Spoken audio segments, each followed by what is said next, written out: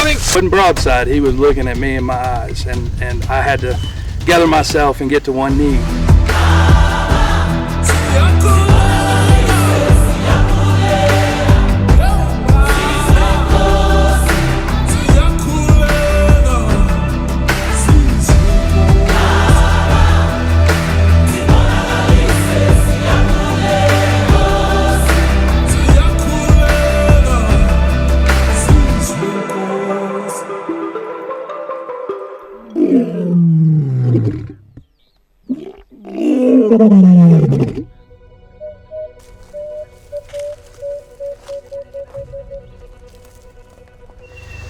I was born in Zimbabwe.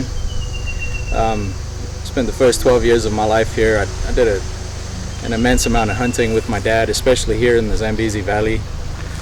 It was always a dream of mine to come back.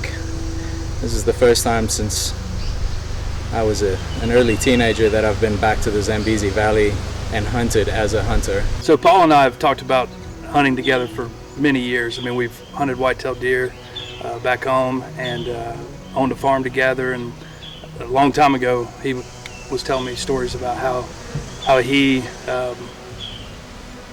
hunted growing up in Zimbabwe and all the wild game that he was able to kill, and for a long time we talked about doing it, and we just started making things happen. We put things in order. The taxi, they're going to drinking water, and the other one they go back to mountain. I think the Papa is that side.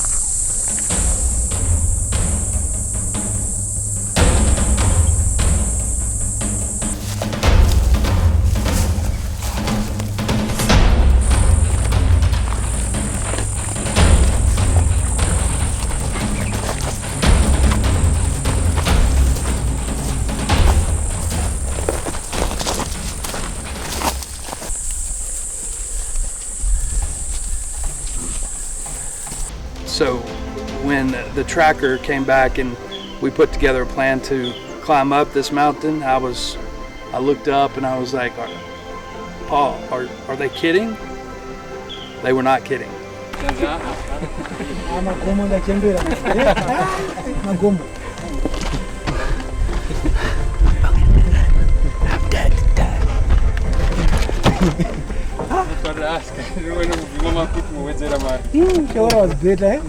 You have to be able to get up and down the hills because that's where the buffalo are, and that can be a challenge, especially if you're like me and you have to sit in an office most of the time.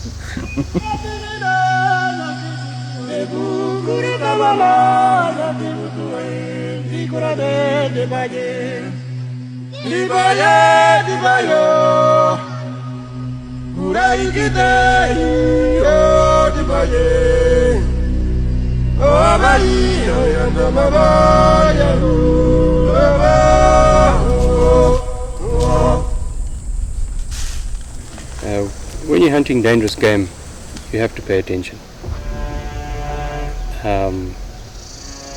You got to respect the animal you're following. You've got to be careful.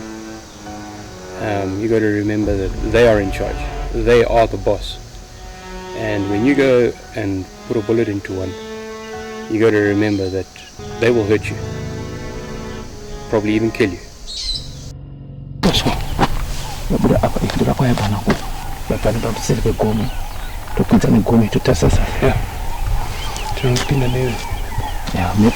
To have gone out, we think fiercely, we're not 100% sure. I saw something going back that way, but they may have just drank and then... No, they've gone in. But 2 tracks have come out. And it's because the wind's like this. You pretty much think they've gone on the backtrack.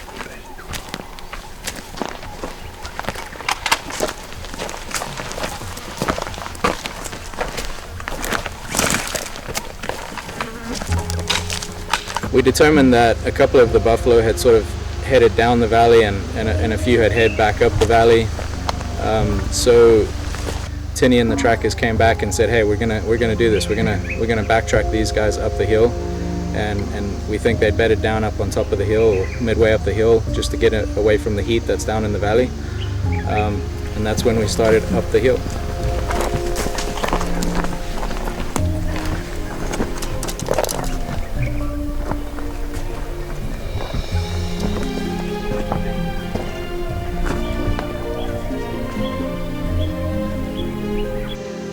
So we had made our way up the mountain quite a ways, and then we went from tracking to like just trying to figure things out to all of a sudden they know we're close because of the extra sign that they found.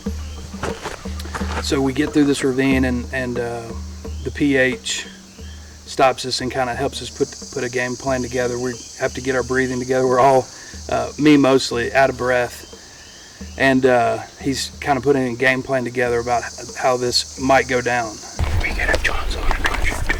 Yeah, absolutely. Okay. As soon as he shoots, I'll get onto one. Okay. You get onto another one. All right. Just step up. Get onto two. Wait that long. Like boom, boom. Okay. Yeah. So I'll put you on first. Yeah. I'll go shoot. I'll get him onto one, and then I'll point to another one. Just get onto it.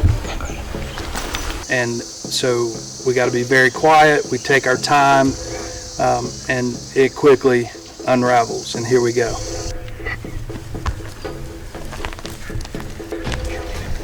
We'd literally just come up a little rise when one of the bulls stood up and looked at me. So I pulled Brooke over and said to him, okay, go ahead onto your knee and line him up and shoot him just under the chin.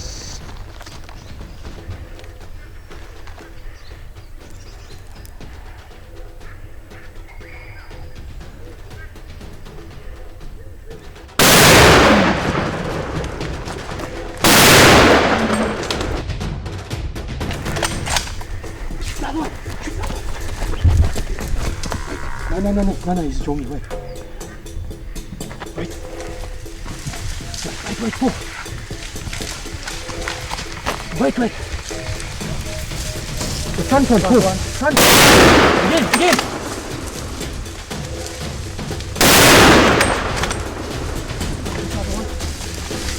Hit him. Come. They're coming. They're coming. He's coming.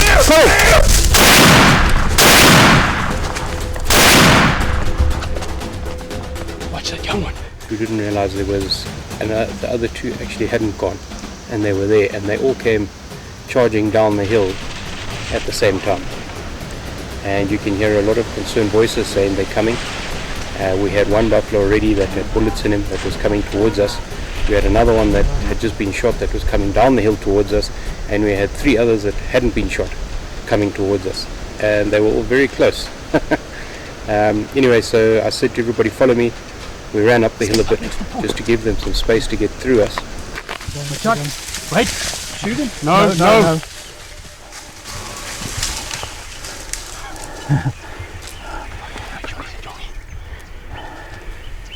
He's younger.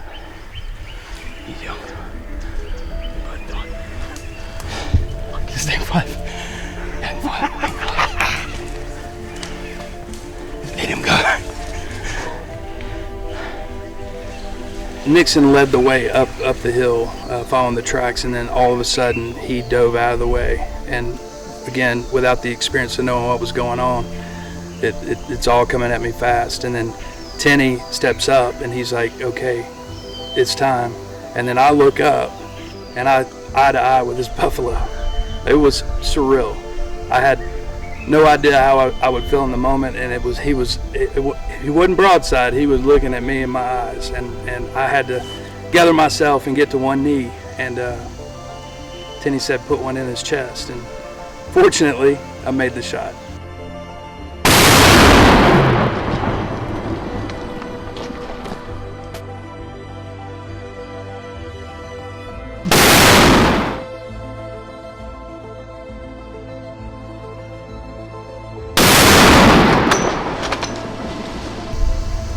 That buffalo was at about 55 to 60 yards. We paced it afterwards where I shot him. He was running from right to left. I put the red dot on his shoulder, squeezed the round off, cycled the bolt. About a second or two later, I put the red dot back on his shoulder, squeezed the round off again. The younger bull broke to our left, and the other 2 broke to our right, literally brushing past us. So very nervous bunch of hunters. We reloaded and waited for them to thunder on down, and we went and put in finishing shots, and it was 2 beautiful buffalo bulls taken literally within 10 meters of each other.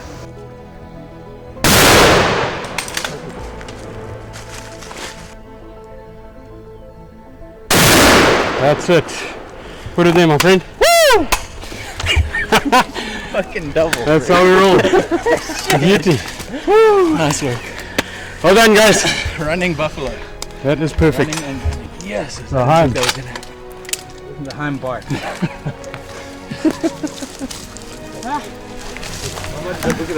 Eh? You might as well never bring sticks on these hunts. That was just totally unexpected. Well done, guys. Yes. Well done. Well done. Well done, Lloyd. Thank you. Well done. Well done. Great job. Lloyd. You made it up the hill, my friend. You sounded like a butler coming up.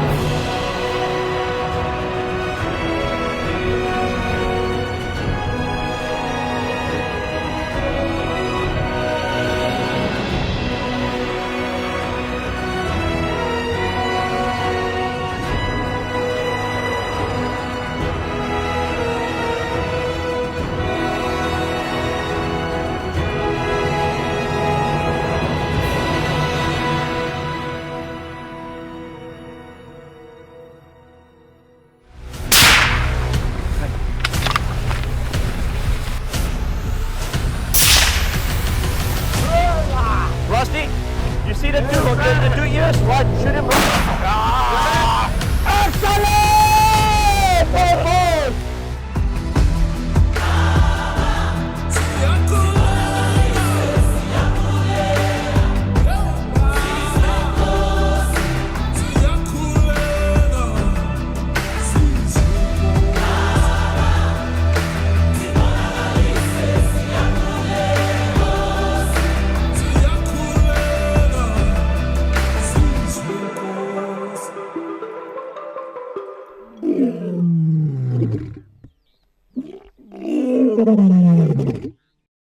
So we're just building a blind up here in this little ridge. It's an outcrop, we call it a copy. I'm going to put the bait down here and we sit and wait and see if we can get a hyena tonight. We're setting up for a hyena hunt here this evening and into the night. So we're gonna we've got a vantage point up here on the rocks. And they're setting us up. I'm gonna trim a couple trees. We've got some baboons in the back of the trailer we're gonna use for bait. See if we can't land a not a baboon. See if we can't land a hyena. So the thermal, you'll be able to see the entire you see body, the whole animal. You will see the ears, the eyes, everything. And you just put it on the shoulder and shoot. What caliber is that? Also 308. That one shot 12 hyenas last season. Lucky foot.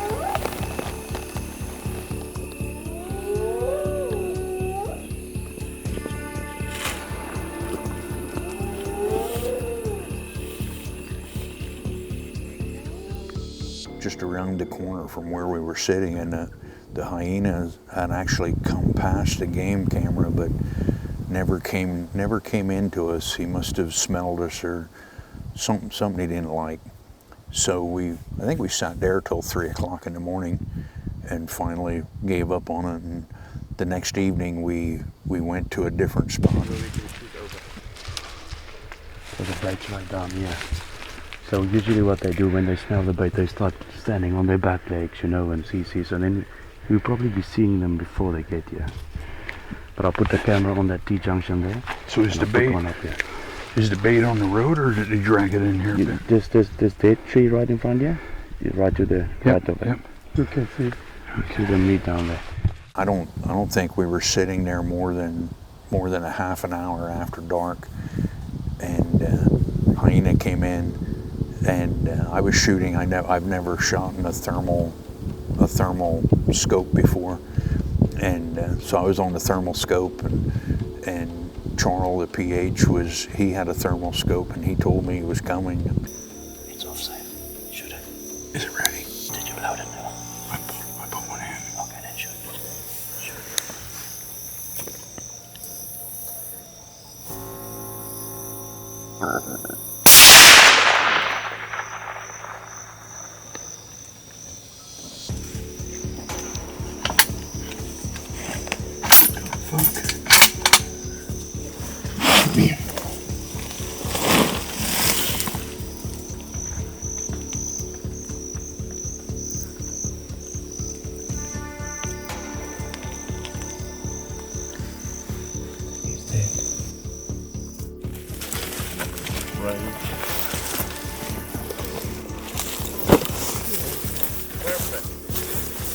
Big male. Congratulations. Your first thermal kill. He walked in there, and what a cool experience to be able to shoot something with a thermal scope. And yep, I mean, it's like shooting at a white ghost.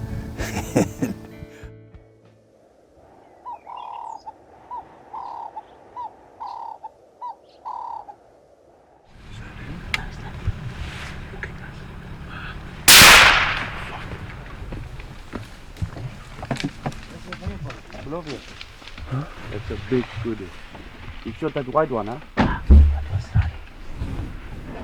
You hit it, yeah? Sister?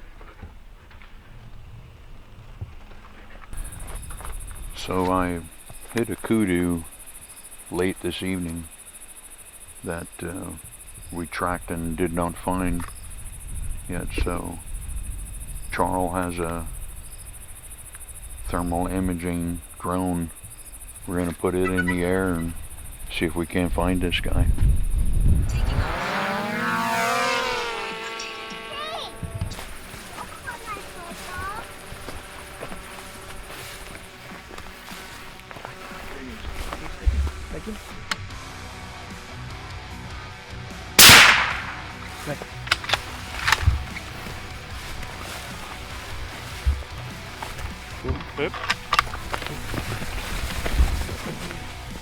Watch us don't. Watch us don't.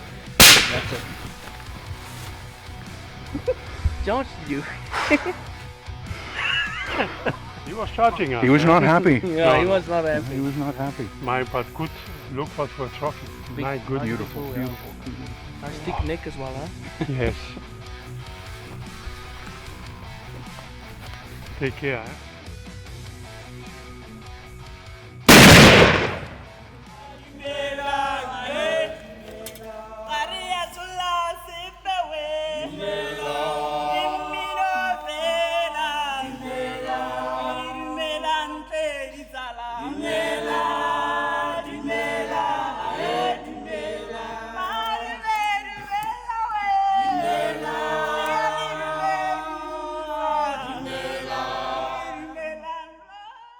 So this is the cut line between CH1 and CH2.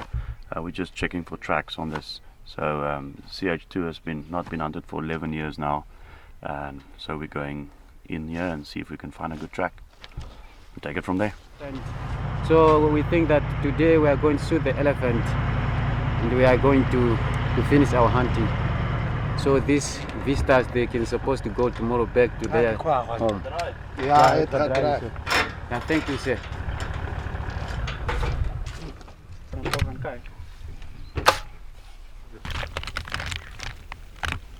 We've cut two different roads with them, and I believe we're going to walk from here.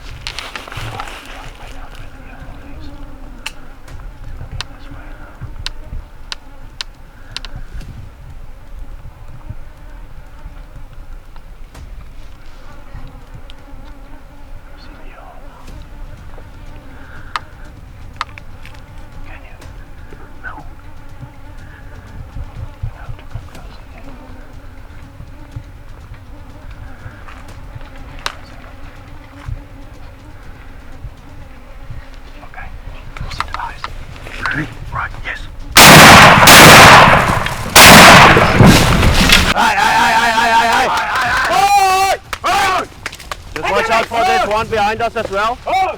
Just watch, there's another elephant behind us. Here's a moerse olifant. Come on, Rusty, Rusty, come on, Rusty, Rusty, quickly. Rusty, come with me.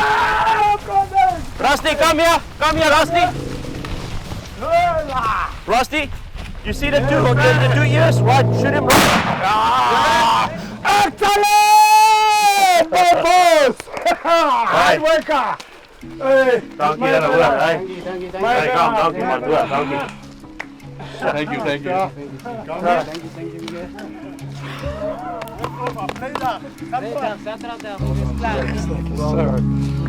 Woo! Dank je. Dank je. Thank you.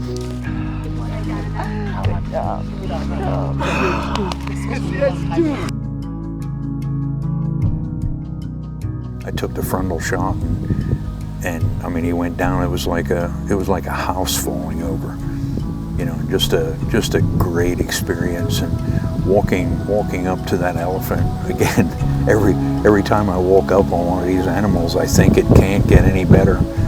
And like the elephant was the best. Like, that was, out of my big 5 quest here, the elephant was by far the most exciting hunt.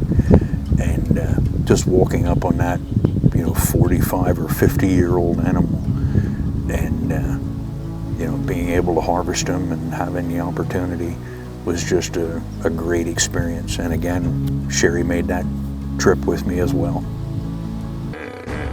They say history is a river that never ends. That's exactly true with the Zambezi Valley. Giants having roamed the same paths for thousands of years, unchanged and wild. Danger around every corner. One animal in particular that you never see coming.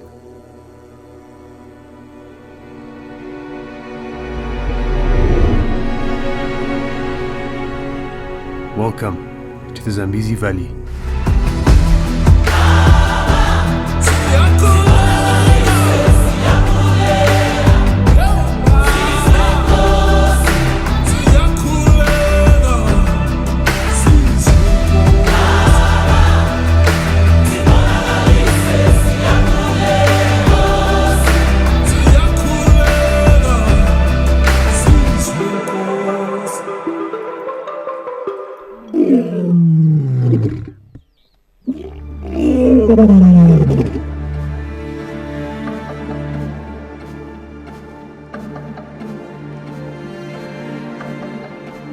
Lake Kariba, largest man-made lake in the world, filled up by the Zambezi River.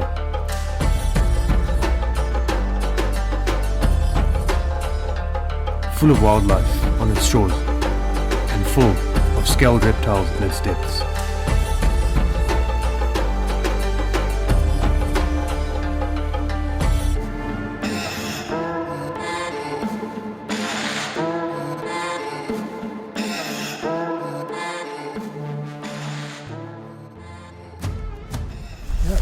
If it's facing us, I tell you to shoot it between the eyes, and you'll see in the thing there's a V like this. Shoot it straight in there. Okay. Right in there. So it'll be an eye, it'll be an eye. You shoot it straight in there. That's head on. That's head on, Right. looking towards us. Yeah. On a side shot, you're going to shoot in here. That's the ear there. Right. Just below the ear. Yeah, you'll see right below the ear there's a little indentation like this. You hit him straight in there. Yeah. Chirara is one of your ultimate dangerous game areas. You've got the big four, you've got elephant, you've got lion, you've got leopard, you've got buffalo. You have crocodile and hippo literally at your fingertips. To me, it's probably one of the best areas in Zimbabwe.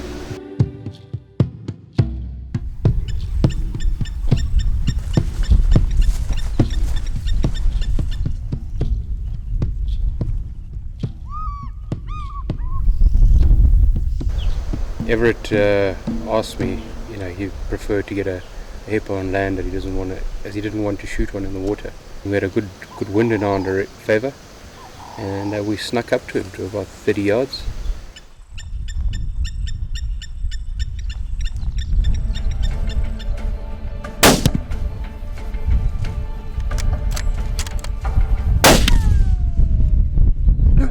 Stop.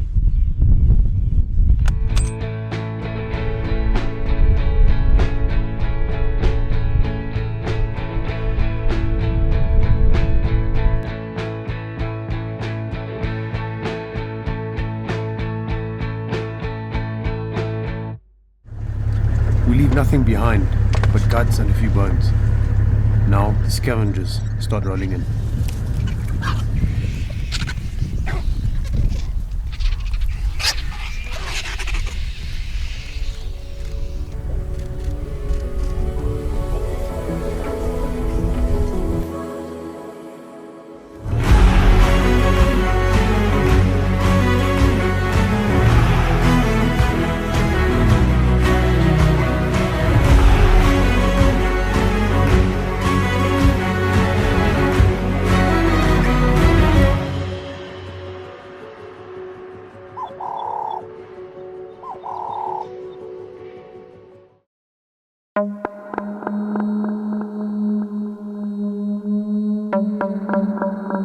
It's the middle of the day now. It's 114 degrees Fahrenheit. Everything needs to drink. At their own risk.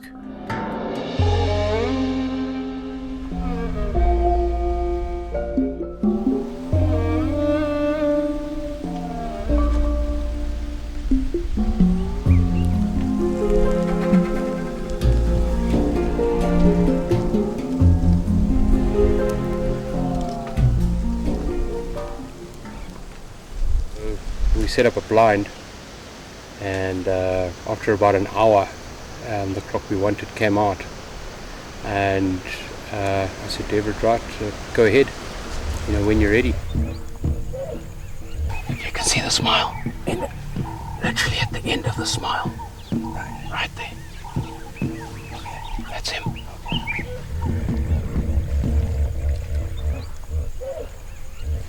Unfortunately, he just didn't feel too confident on the shot, and the deal is you get one shot with that animal and he's gone, or you won't see him again.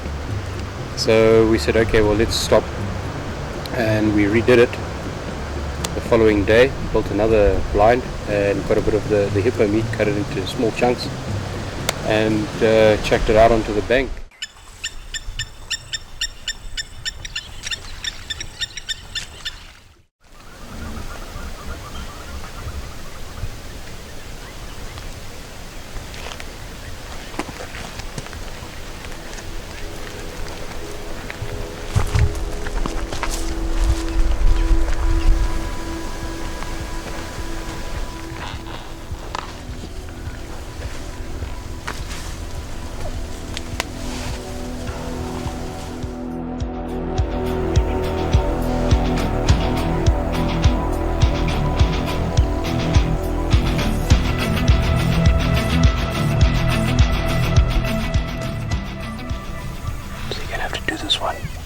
I can only shoot after you've shot, so make sure. pretty much every croc that was in that river started coming. And the one that I'd seen was that I'd wanted him to shoot was he came out, but I'd seen another one now that I thought was a bit bigger. So we waited for him to come out, and when he was clear of everything, I said to Everett to go ahead and shoot him.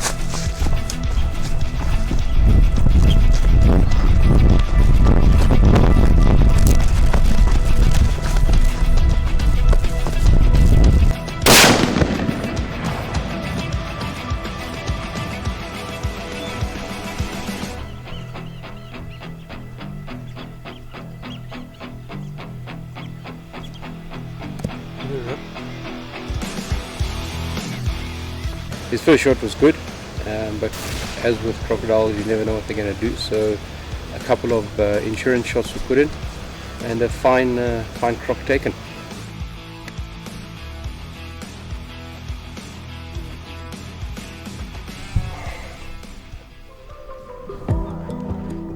Teeny and I have hunted a lot together, See your first shot. and I'll truly say, if you're looking for a quality free-range hunt, he's your guy.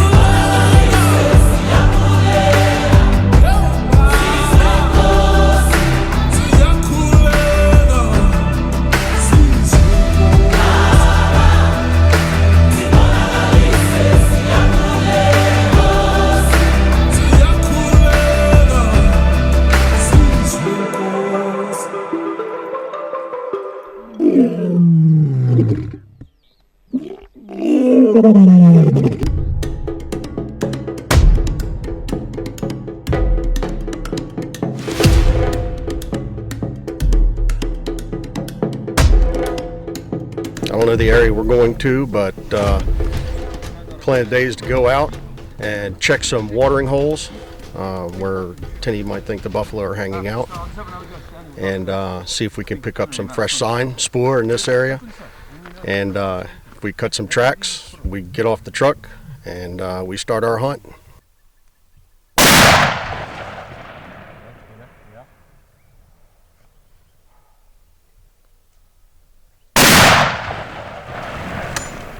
There we go.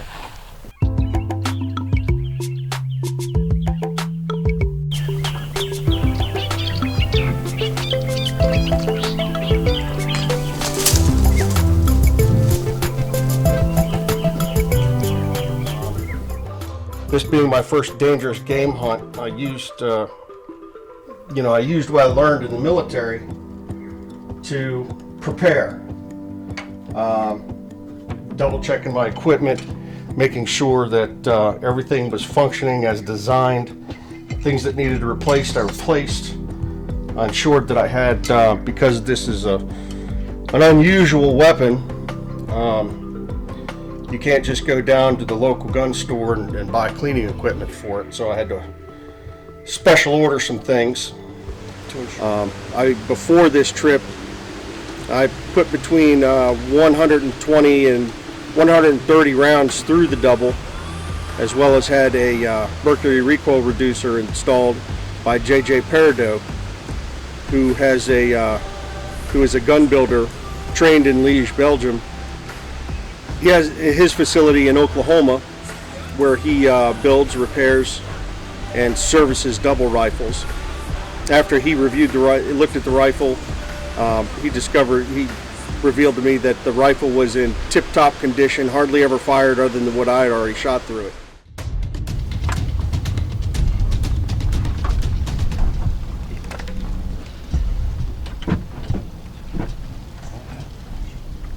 Bring it.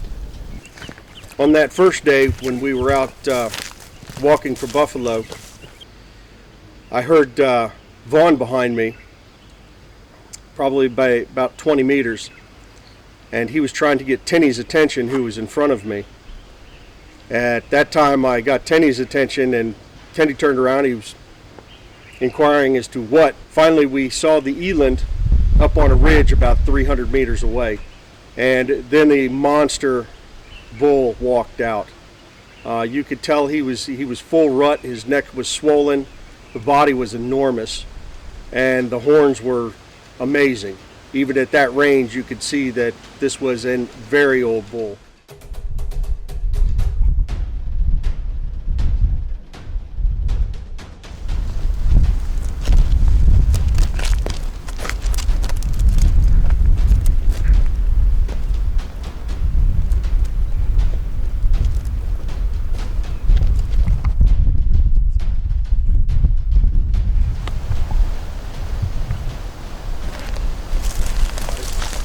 And we spent probably an hour working the wind and working the terrain to get into a position where we were able to take a 150 meter shot.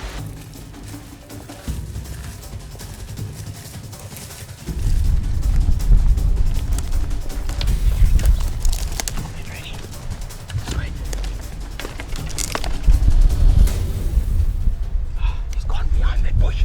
When he comes out, smack him. Just wait. Just wait. Here he comes.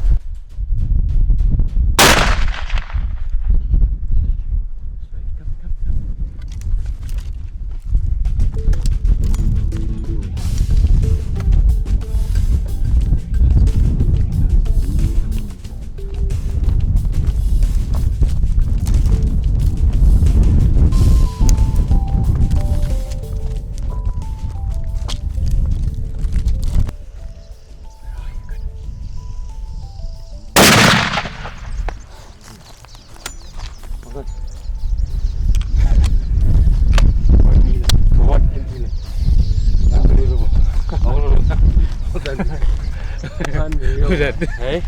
Good hunt. That was on the Good hunt. other one there.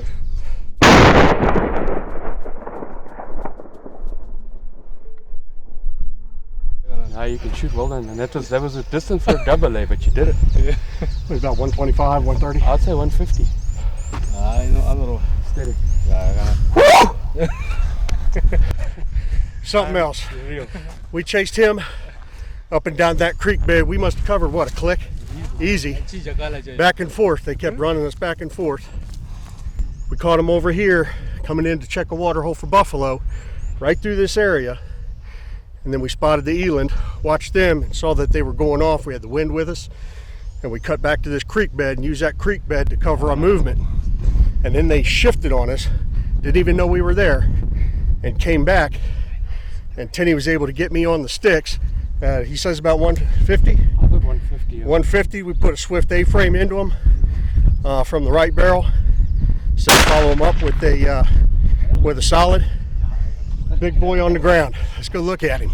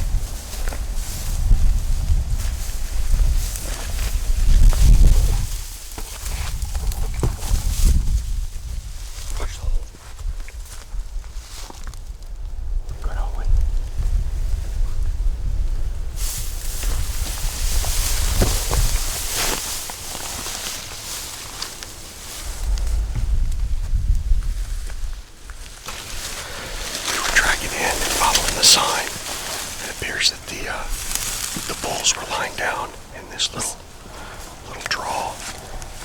They got our wind and they ran up the ridge.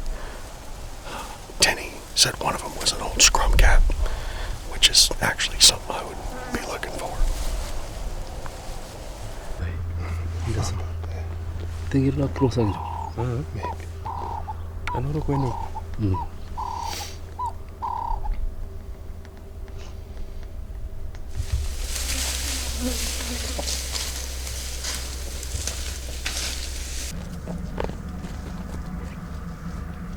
So we left camp about 2:45 and came up to the area. We saw those two Dugga boys in a scrum cap. We brought a trail in from the other side, trying to cheat the wind because it still wasn't in our favor. Well, just across the dry creek bed, we spotted them about 589 meters off up the hill, but the wind was right at our backs, blowing straight at them. By the time we got upwind, which, I mean, that probably took about 90 minutes or so, we probably went about 2.5, 3 clicks. And then we came down in on the area where they were, and nothing there. You know, you don't get old and become a scrum cap if you're hanging around waiting for the hunters to get there. But great day's hunt, great work on the trackers and the game ranger. I mean, good, just a fantastic day on the hunt. It's very humbling to come out here and see the wildlife and see things how they were, you know, tens of thousands of years ago. The animals roaming freely, interaction with the animals, great hunts. Just the spotting, the stalking, the use of the double, where you had to get in up close and personal with these animals. Just see the lions. Just see 2 lions. No buffaloes, only lions.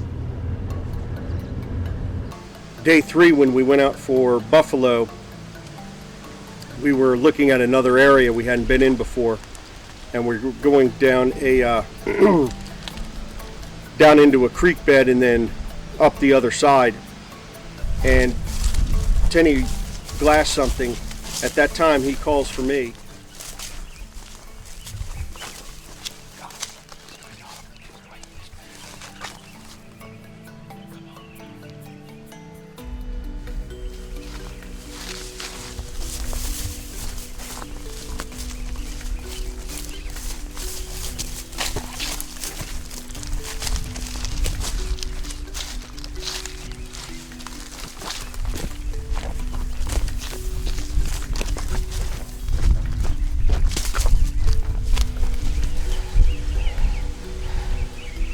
Tenny watches him lay down and signals to us he's in this area, which is, from that perspective, was quite a big area.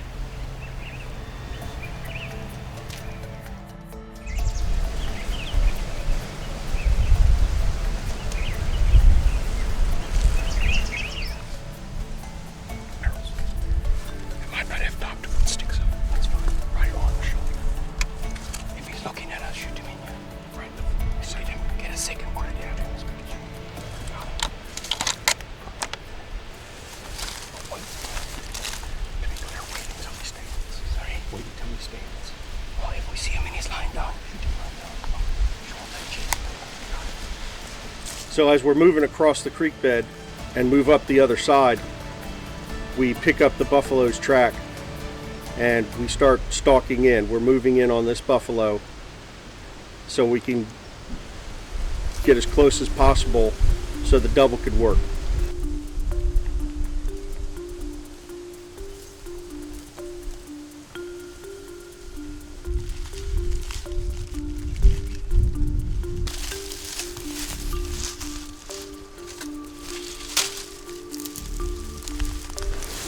We're trying to place every foot properly, make sure there's no twigs, leaves, anything in the way that could get him to jump up before we're ready for him.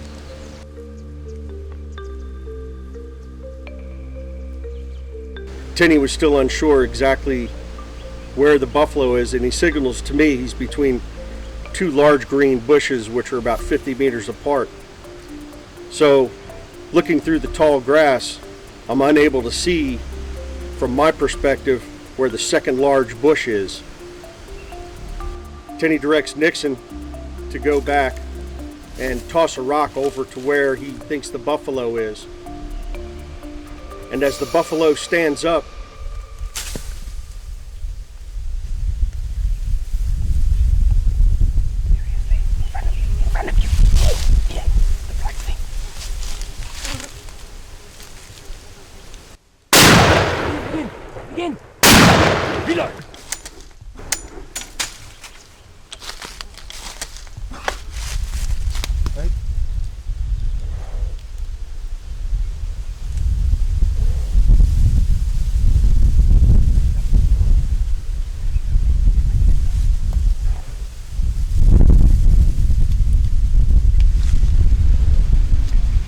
Tenny says, "There he is, right in front of you."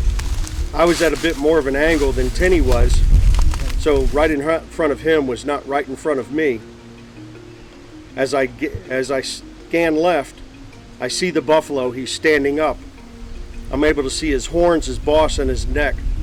So I lay the rifle down right to where I think behind his shoulder is, and I let the right barrel go. And he dropped. But after that time, I don't think it completely severed his spine because he was moving there.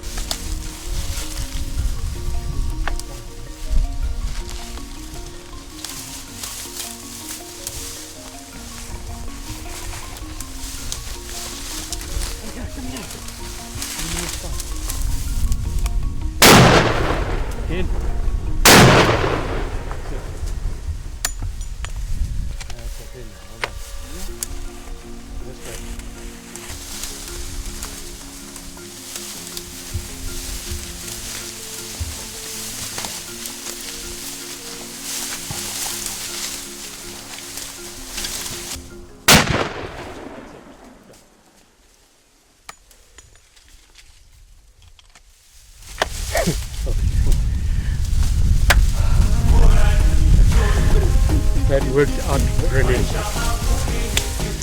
Good job. Thank you. Nice. You have shot a beautiful buffalo. The Doggo boy we took, he had definitely lived his days to the fullest. His hindquarters were scarred. He was missing one eye and had a large scar on his left shoulder from recent encounters with lion. And it was his time, and I can think of no better way for that old warrior to go out than being hunted properly. My goal coming over here was not to hunt and take animals, but to engage with the animals and, if possibly, take old animals. This helps with the preservation, the conservation. It's a boost to this economy. Zimbabwe has some of the nicest people I've ever met in my life, and with my military background, I've been all over the world and met all kinds of people. And I have to give many thanks to Tinny Koch and MJK Safaris, Vaughn Vosloo for his excellent camera work. He got some amazing shots of taking of the animals as well as the stalks and just the wildlife and the scenery altogether. Hunting in Makuti in the Zambezi Valley is one of the more challenging areas in Zimbabwe, and it can be very difficult. There's lots of hills, it's hot, not a lot of water. It's about as wild hunting as you can get, in my opinion. I really enjoy Zimbabwe because the hunting here is free range, fair chase, and the game animals are exceptional.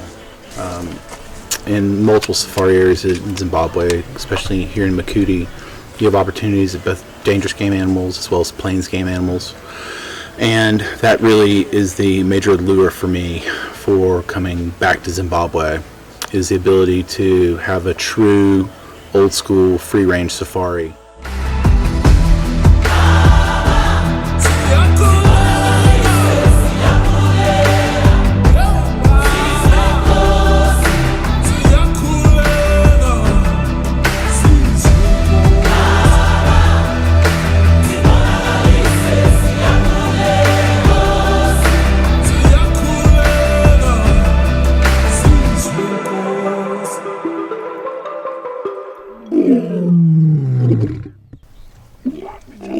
Maybe we can find a place to look down. See what we can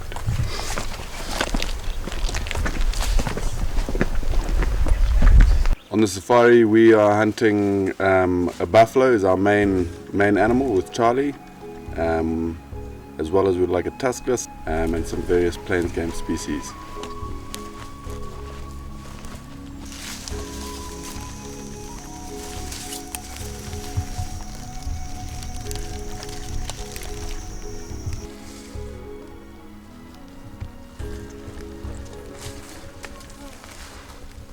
On our first day, Charlie and I checked one of the water points, we call it Marangora Dam, and we had found 10 Duggar boys leaving that water. The wind is a bit fickle there, but we had to make a plan to get around, and we were working with them, we were tracking with them early in the morning on the first day. And we found them sleeping not far from where we first started tracking them. We bumped them once and we left them.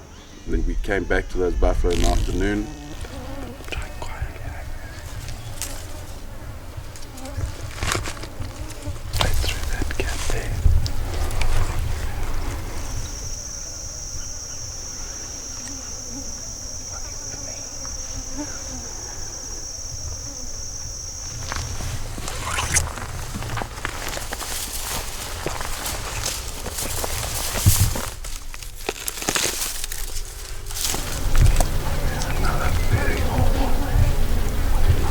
Try to get around, and we were just working with them. The situation wasn't ideal.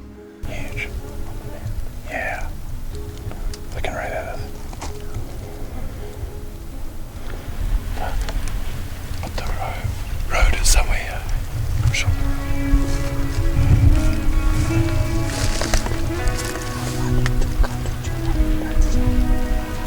But the sun has set, so we've got 30 minutes of light.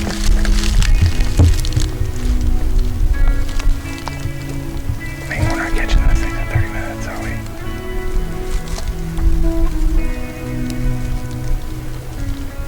Where's our property line?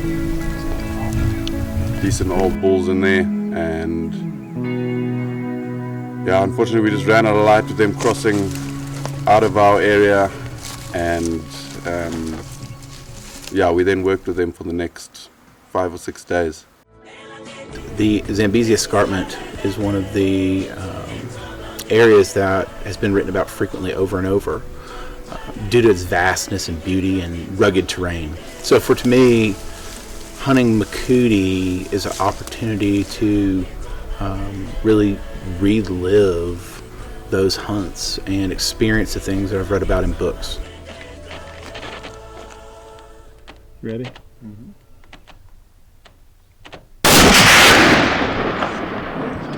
Did I get him? Yeah.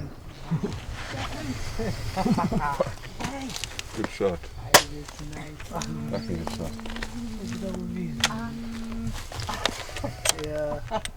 Hey.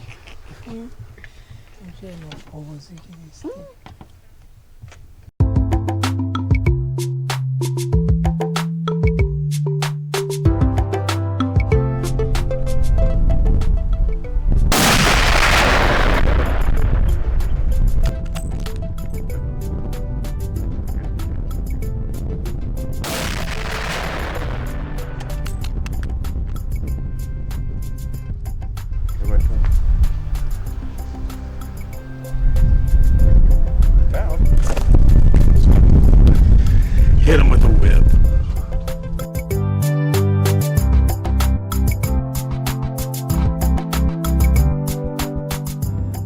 When you're choosing your professional hunter, that's one of the most important decisions you make for a safari, because you're going to spend 12, 14, 16 hours a day with that guy, and their skills not only are not only important for your safety, but also for your success. So.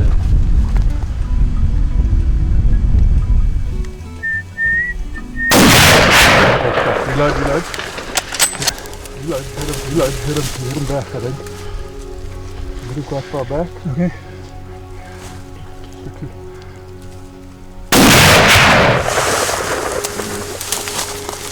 Underneath me. Yeah. Okay. Fuck, the video's gone.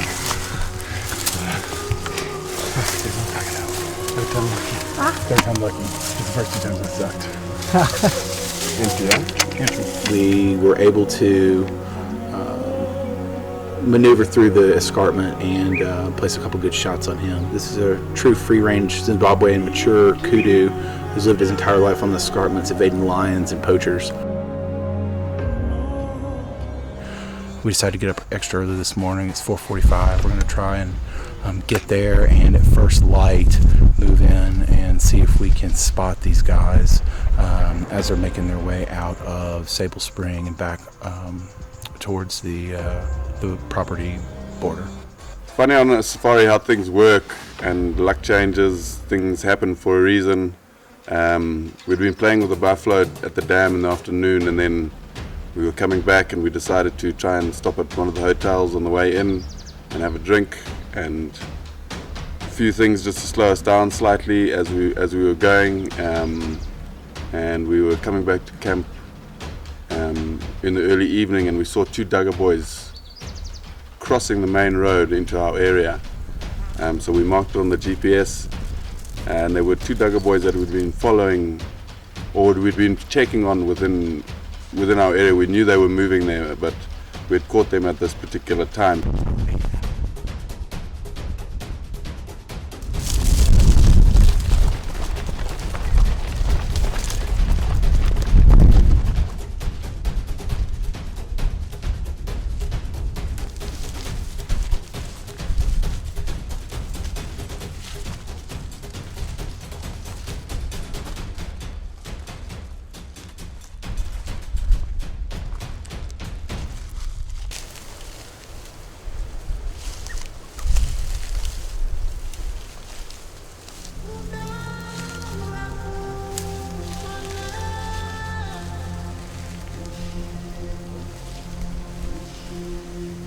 And the plan seemed to work. My driver that was in the vehicle, once he had dropped us off, he saw the buffalo about 200 meters up ahead, and after making radio contact with him, we managed to work our way in and see the buffalo.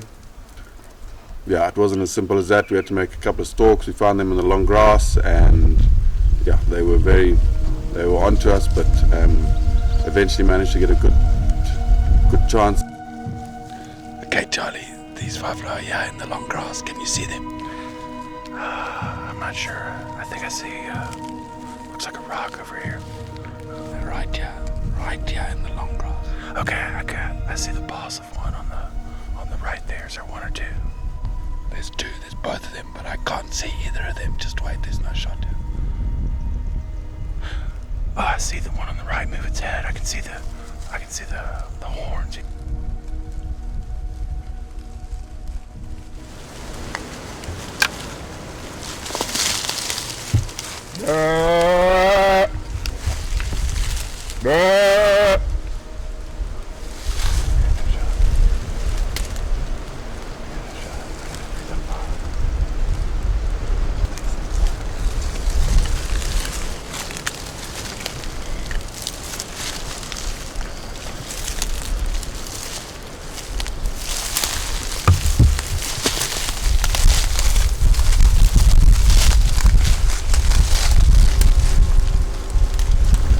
I was very excited. It is a little bit scary, maybe a little terrifying experience to realize you've been walking all this way and you look up and you've got 2 Duggar boys at 18 or 20 paces. But the good news was we had the wind in our favor, and we positioned to try and get a shot at that range. Unfortunately, we were in really tall grass.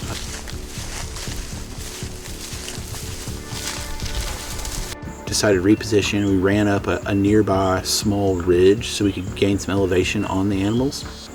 And as we moved up the ridge, the animals heard our noise and started to walk off.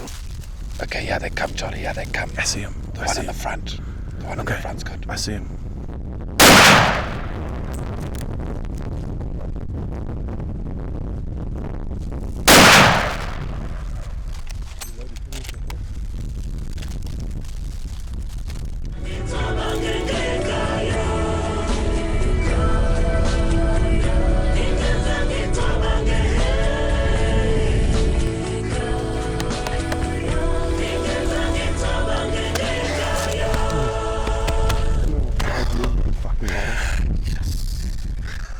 8 days of hunting and tracking and climbing, ascending and descending the escarpment, and hours of preparation back home, as well as time spent on the hunt chasing that animal, really it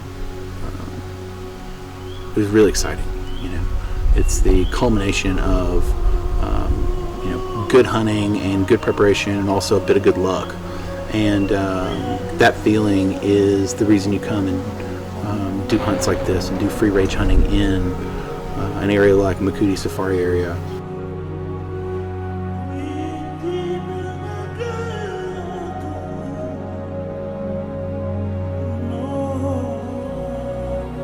There's lots of hills, it's hot, not a lot of water. It's about as wild hunting as you can get, in my opinion.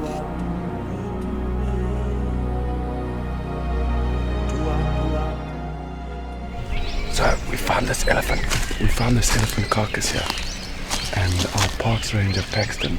What they do is, if no one's reported this elephant, they'll put the bottom jaw in the tree, just so that if anyone else finds this carcass, they know that it's been reported to the national park. It's pretty cool. Well done, buddy. Frontal brain on that first one. Hammered him. Your second one also hammered him. Unbelievable. We had a perfect setup. Yama, yama, yama, yama.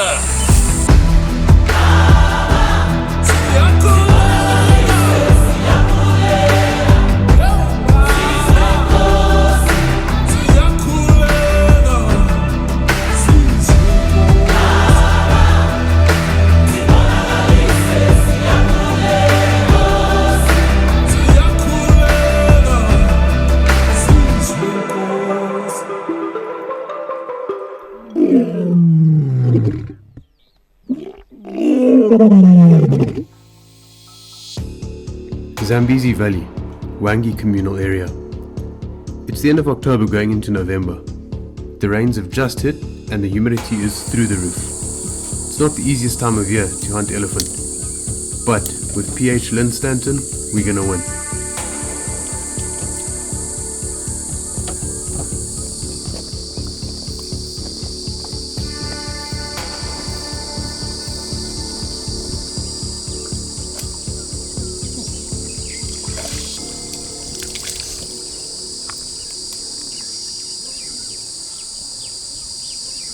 That's those gomos is where there's a valley up there, and that's where the elephant normally hang out. So we've got about a kilometer walk. See what we can find up there.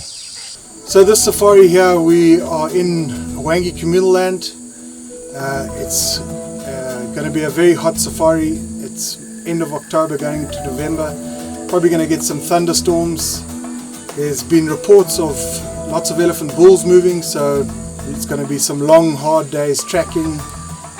Probably going to get a few thunderstorms and probably going to get wet, and sure, it's going to be very, very hot.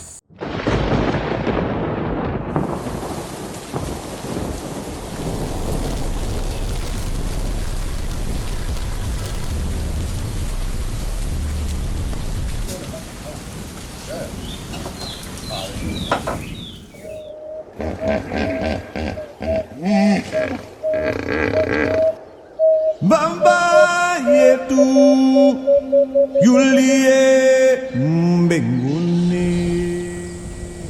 So Wangi communal area is well known for the hunters and the local community working together. Lyndon has helped the locals and built them water pumps, and with that also helped them start farming vegetables for themselves. Every few days Lynn does a meat drop-off to the villagers.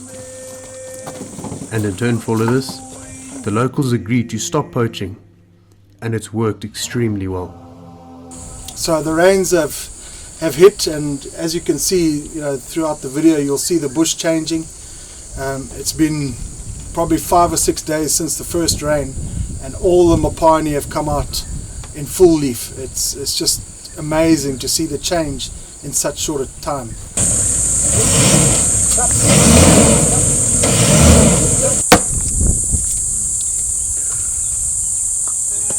So we were about midway into our safari, and we had seen some elephant cross the road, so we we decided to leave the tracks there and just do a big loop and see if they'd gone out of a big block. And fortunately for us, we spotted the 3 bulls on the side of the hill.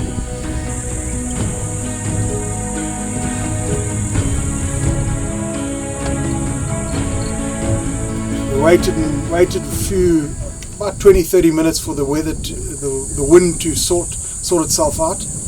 We slowly went down into a valley, and we came up above one bull. We watched him, waited, and then we found a second bull, then a third bull, all within 20 yards of each other.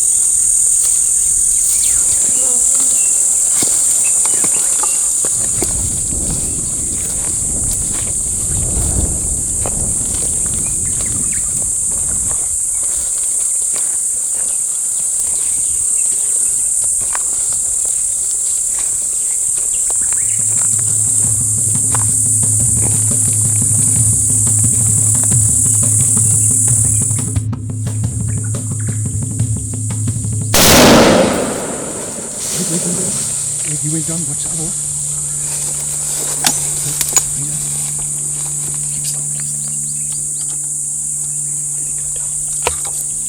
I got Andy into a beautiful position for a frontal brain, which he took. The first bull went straight down, and then we reloaded and we just sat there waiting quietly. The second bull sort of moved in the bushes, we couldn't really see it, and then it turned and walked straight towards us.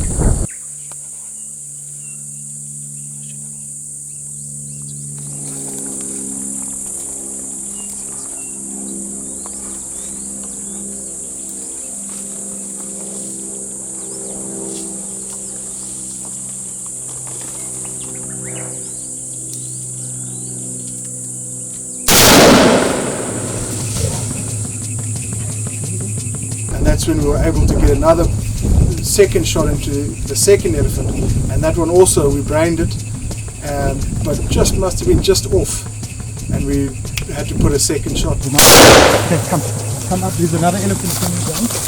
Let him go.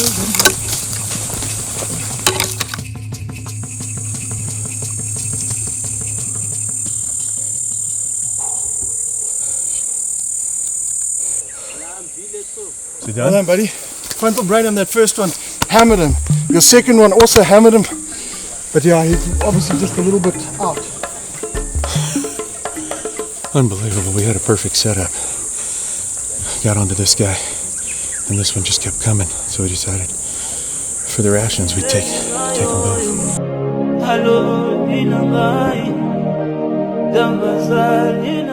Whoa! Tani peratinde. Alright. Mungu hapo. Tufasika perikeshe. Okay. Let's organize. Thank you, sir. Kambi jana waiting now, so. Okay, thank you. Hunters have looked after these people for years, built them water pumps, given them meat from what's hunted. Say what you want about hunting, but this is conservation at its finest. Yeah, right. Just took up pay. That was the two.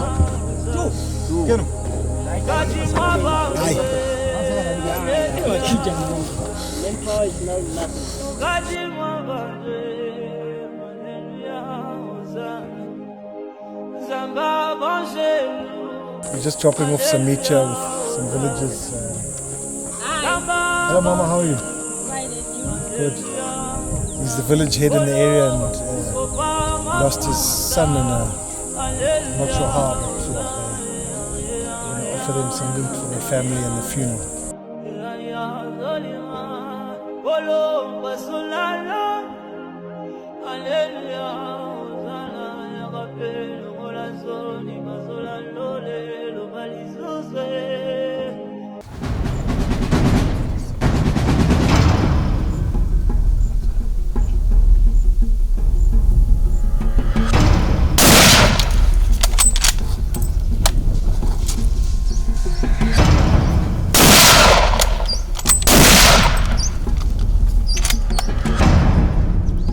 Last year, Gray van der Merwe shot his first Cape buffalo and tuskless elephant without fail. Now, 1 year later, 2023, he's back for more.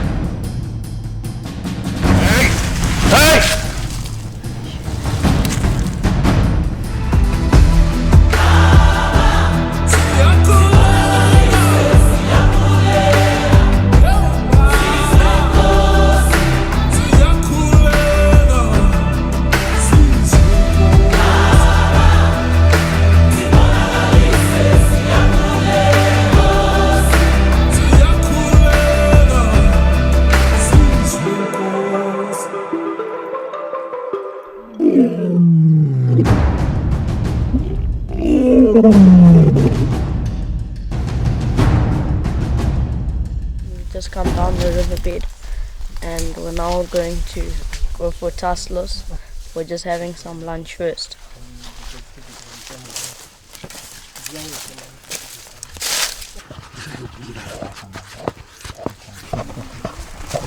Yeah, just go check out the stick.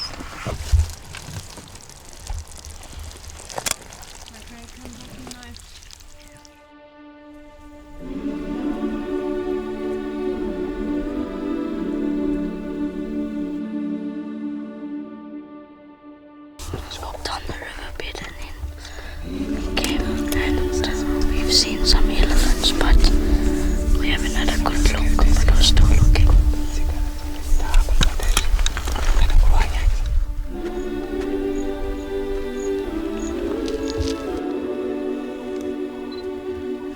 The film we've just taken is of a wasp that's just killed I think it's a baboon spider, a big baboon spider. And what actually happens is it stings it, doesn't kill it, it anesthetizes it. Then the wasp will take it and put it in its hole, and it'll lay eggs on the spider, and then seal it up. And when the wasp eggs hatch, they eat the spider because it's still in a state of it's not decomposing because it's still alive, but it's in a state of total paralysis. That's basically what it is.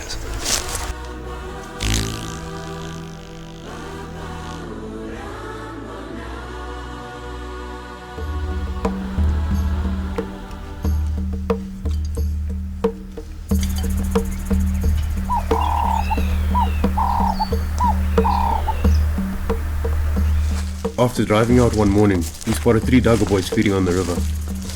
This just might be the chance we need.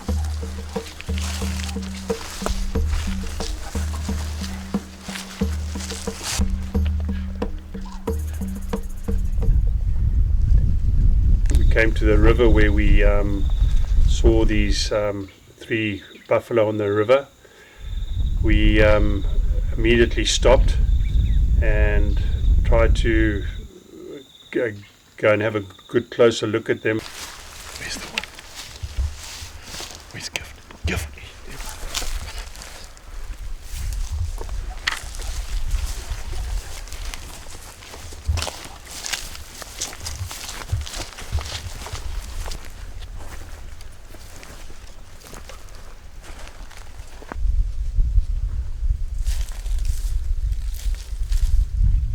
Eventually we did get to them on the 3rd approach, I think it was, and Zane pointed him out, this buff, to Gray, and he put the sticks out and he had a look.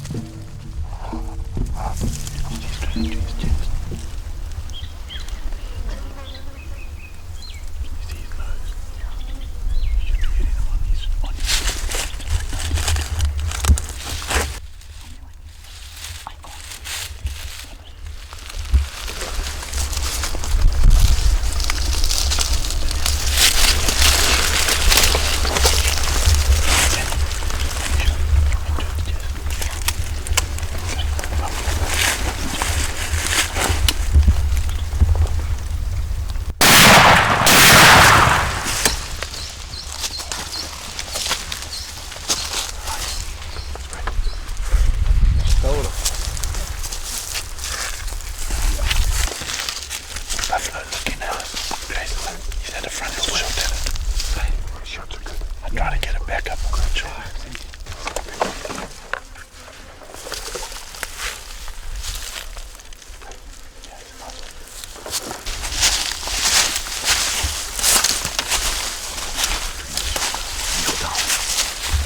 Between forward. Don't hit it forward.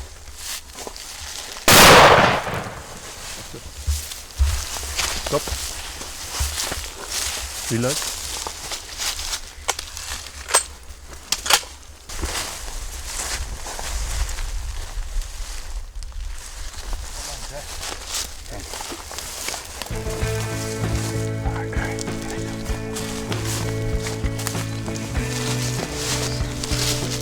But that was a very special shot from Gray, and quite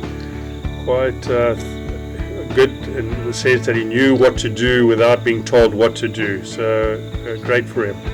We came across 3 Duggar boys in the riverbed, and then we went after them, but they had already run. They had got our wind, so then we continued to track them. We bumped them 4 times, and then we came across this one that was staring at us.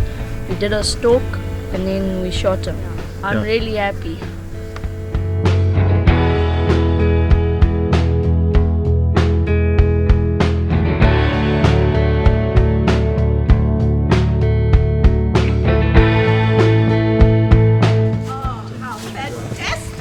Yeah.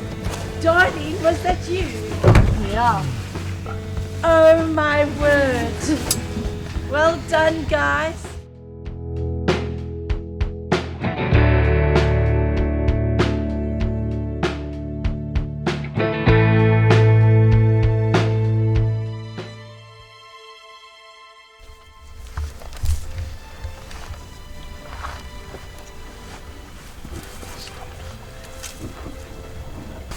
We came down the corner and there's a Tesla that was running here. So we're just gonna go after it. Yeah.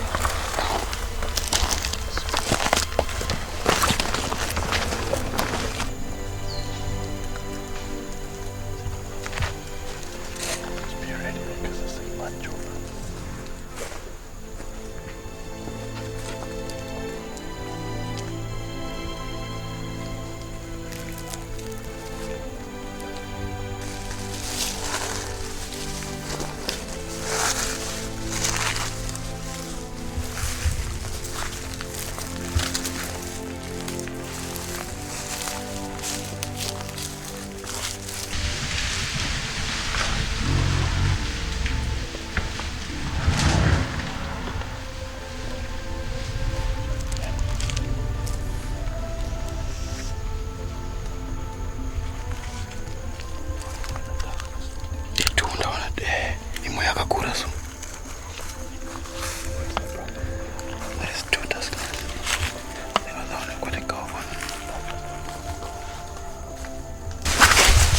Hey!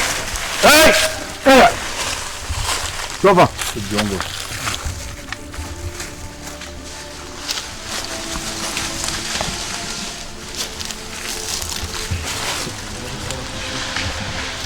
Jungle. Exactly a year ago, Gray came to Chawari for the first time to shoot a buffalo.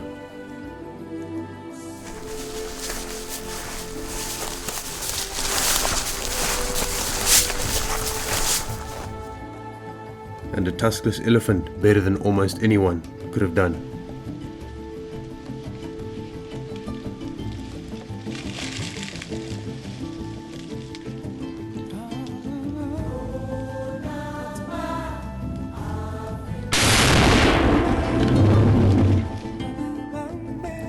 He's ready to do the same this year.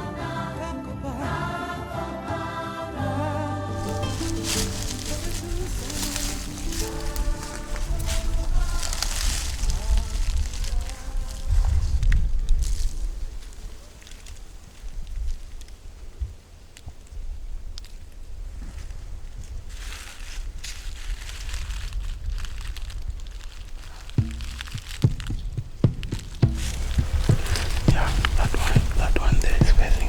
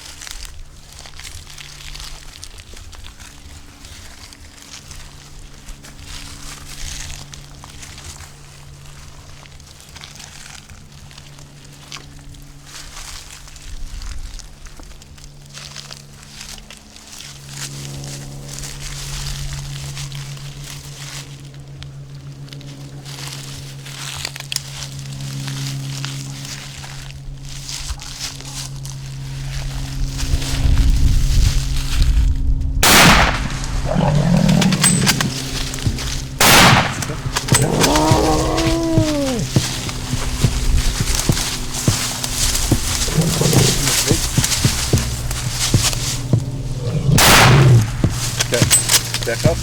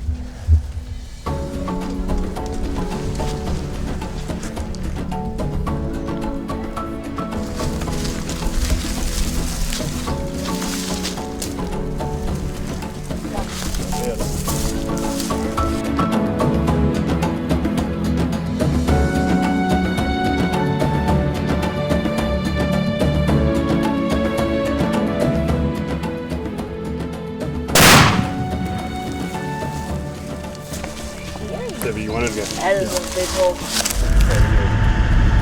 just shot the elephant and we're just gonna go pick up my granny and Opa now from camp. So yeah, all square.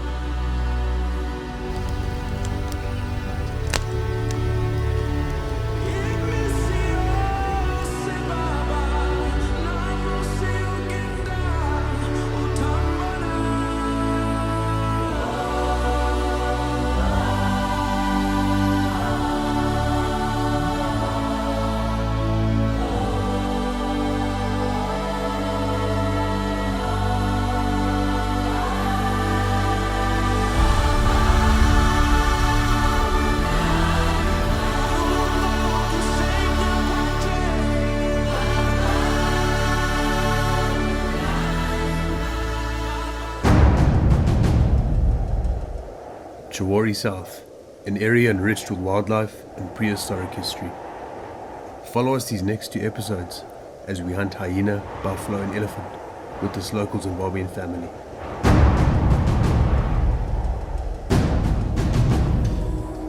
So we were told about this hunt, and Zane invited myself and June, and we were very happy that we were given the opportunity to come on this hunt, and so that was going to be a special time for us.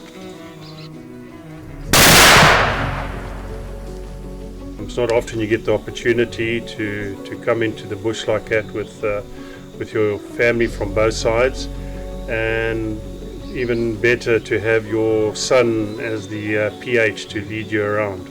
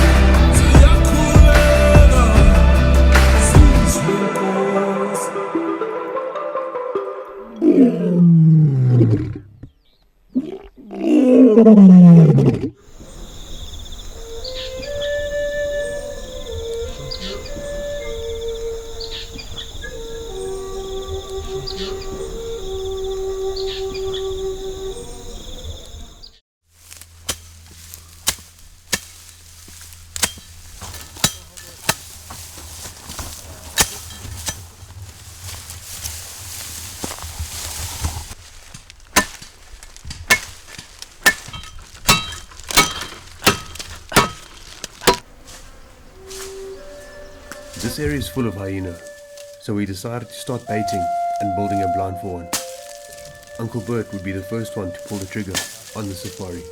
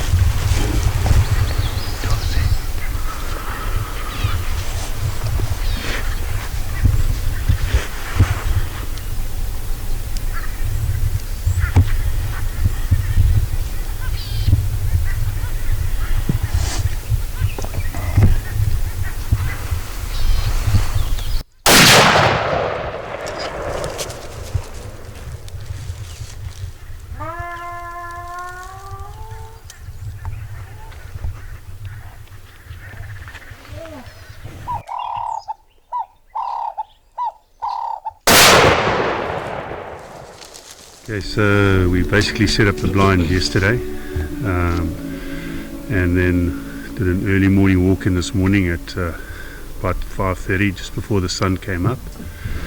And when we walked up to the blind, this guy was walking around, and then I shot him.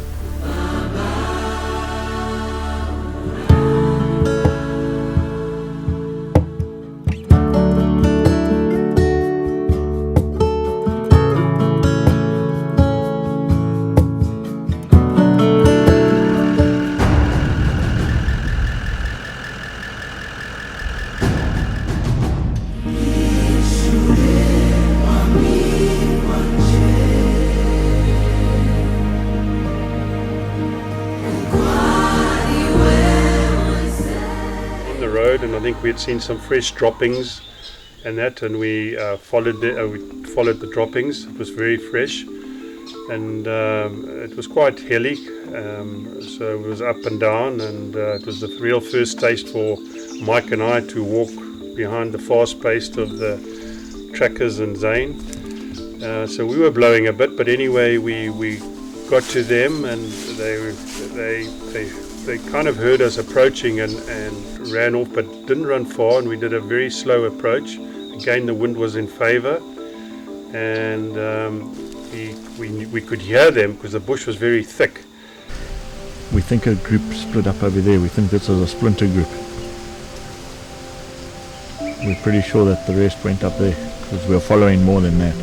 And they were coming around the bush, and slowly they walked past us, and it was quite exciting to see them come so close by. Unfortunately, there was no big bull that we could look at. There were some bulls, and they came right past us, and then suddenly got our wind, and then of course they ran, and so yeah, that was a good one.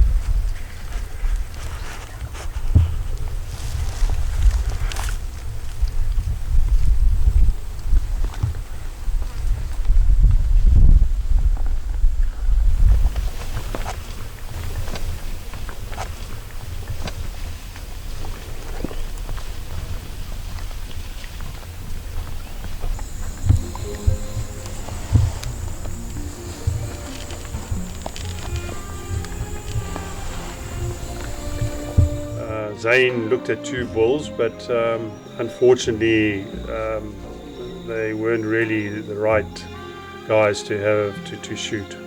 So that was good, and then it was of course back again to the car.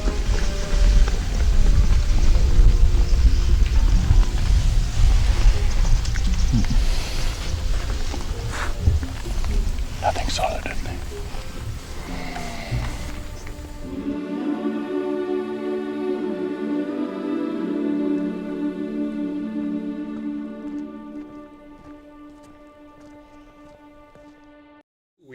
Also again we were on the road and we came across some very fresh tracks, and we followed these tracks. Brown, one of our trackers, thought he had seen them, but I'm not sure if he did or not. But we did a big loop.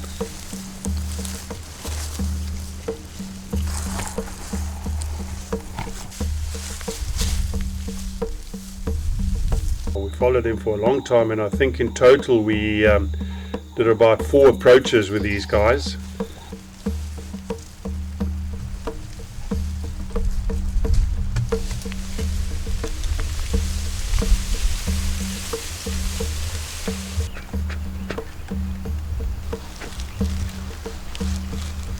And it was eventually, I think, on the 4th approach, and that was around about, I think, 10 past 3 or half past 3, that Mike could try and see if he could get a shot in.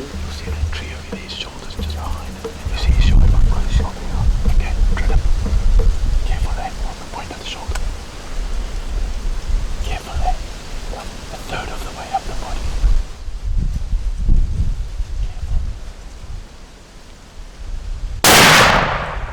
Reload.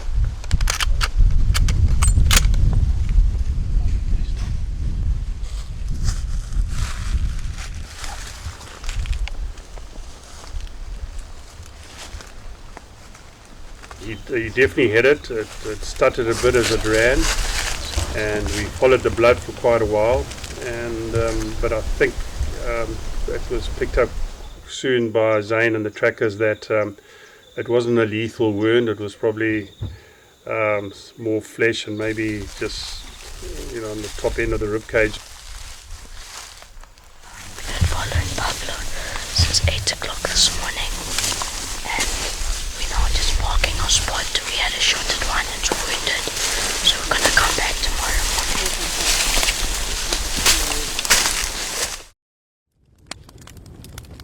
We followed the buffalo for 2 days and never saw him again. 2 grueling days of tracking. That's hunting. You're never guaranteed.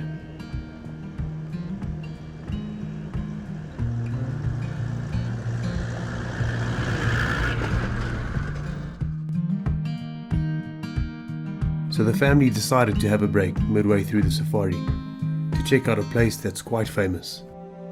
A place that makes it so prehistoric. The baby of the other. Incredible. Really is incredible.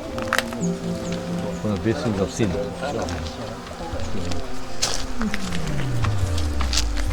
It's special that it's in this place and it's kind of kept pretty, I wouldn't say quiet, but not a lot of people visiting here, so very special. Great. Put your foot in there. So I can... This side, so the shadows out of the way. Light on. In the middle, maybe. Yeah, okay. That's not it. It is a dinosaur. Yeah, it's a big one. I thought that was really lovely. Millions of years ago, there was life here. Giants roamed the very land we hunt on today. Dinosaurs of Zimbabwe, now gone, but still roamed by warm-blooded giants.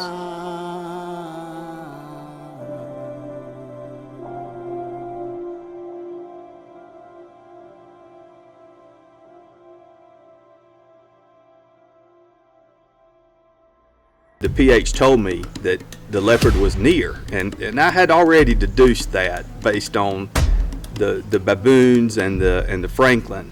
You are a little bit nervous because the last thing you want is one of your team or somebody else's team to get bitten or scratched by a leopard.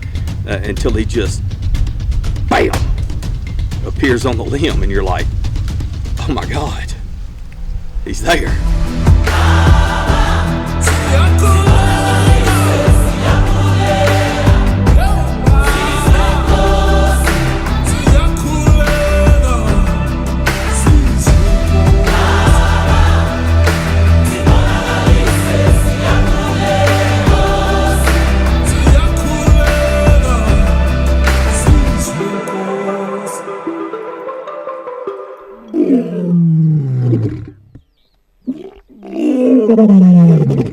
Teeny and I discussed pre-baiting, and we both agreed that that was the way to go, because a leopard hunt's 15 days, but I couldn't break away from my job and my family for that long. So Teeny and I worked together, and we came to terms and agreed that I could do a 10-day leopard hunt, and that's what we did, and they pre-baited for me.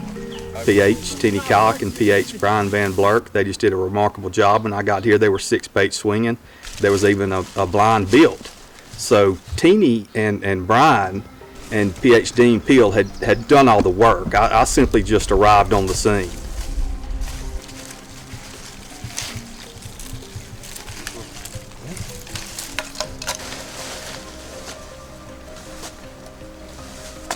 Once the leopard hit, blind was already set up because we kind of knew what we were expecting. One of those 2 branches, so where it's tied to, or the one below it. It's more than likely going to be the one below it. And I think that's like 50 meters. Nice, beautiful shot. Quite nice. Nice setup. Up here, the windows, you know, we're high up. It usually comes in down the river from the left there. So yeah, big old cat this, hope we get him. And I've actually been hunting this cat for a couple of years, and a couple of PHs have failed on him. So what we wanted was minimal disturbance, as you always do. So I already had a blind built and everything that Dean did, and we got to the bait and it had been fed on. We were very happy. Big old cat track, the one we knew that we'd been after for a while. Yeah, and I said to Joe, I said, right, this is it, but you can see where the elbow is there, sort of. And just above that. Straight in there. And his bucket. I got it.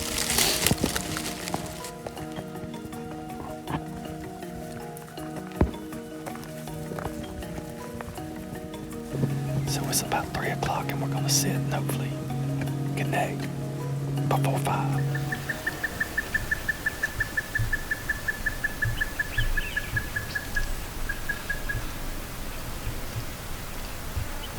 It was the most remarkable hunt ever, because it was just like you read about in the books. The baboons start cutting up. 30 minutes later, the francolins start calling, and there was a hawk on the bait, and he just absconded. And the PH told me that the leopard was near, and I had already deduced that based on the baboons and the francolin. But it's just almost one of those, this is way too good to be true things, so you don't really believe, even though your PH is telling you that the cat's close, that he's close, until he just, bam, appears on the limb, and you're like, oh my God, he's there. Next thing, he was in the tree, as I always do, and I said to Joe, I said, right, you know, get ready, he's in the tree. Had a look at him. He was the one we had wanted. He had a distinguishing mark on his chest, and Joe let rip.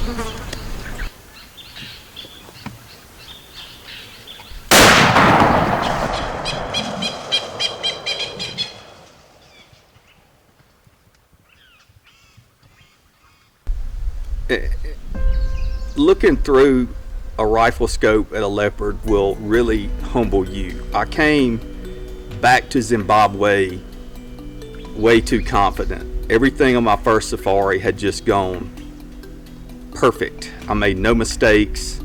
I could do no wrong. But looking through my scope at that leopard with those yellow eyes, it transformed me into a 13-year-old kid beside my dad in a plywood box, you know, with buck fever. I mean, I cannot explain. I've never had an animal do that to me.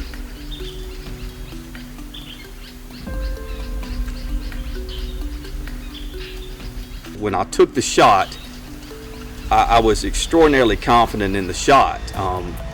Like I told Teeny afterwards, I'm like, had that been an apple on my little boy's head, I would have shot it. Like I was that steady, and I just felt really, really, really good after the shot. I was certain the cat was dead.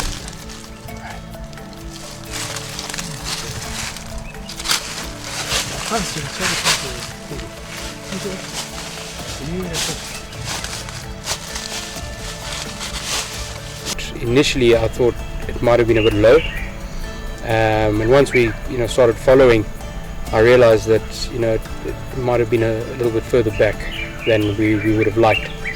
So I went as far as I could that night.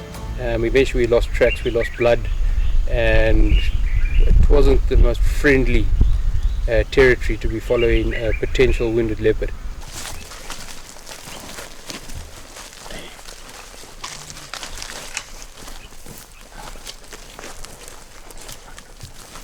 Moving in here. Upright. No babies up here.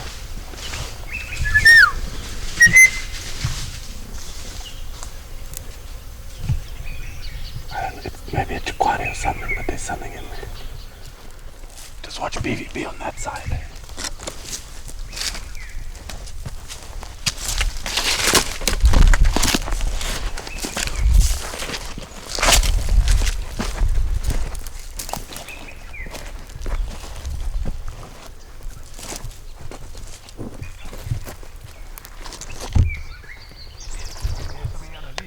Eh?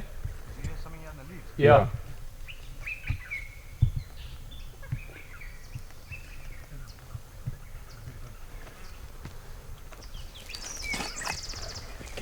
Brian and Teeny both said that if the cat were hit low, that we would find him. He would still be very much alive, but he would not be far.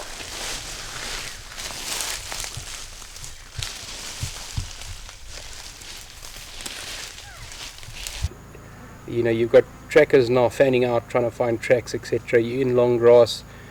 This leopard is potentially wounded. You are a little bit nervous because the last thing you want is one of your team or somebody else's team to get bitten or scratched by a leopard. So everybody moving about, we're all kind of just standing there trying to say to the guys, don't go past us, etc. And eventually one of the guys on one of his 360s whistled and said, there's something over here.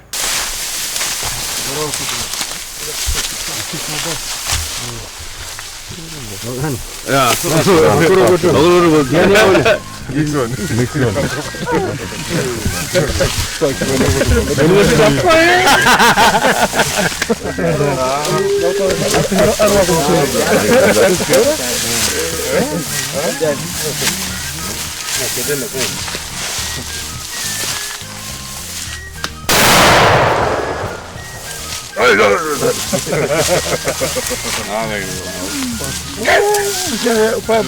Lit like 5 over there. Nah, fuck you.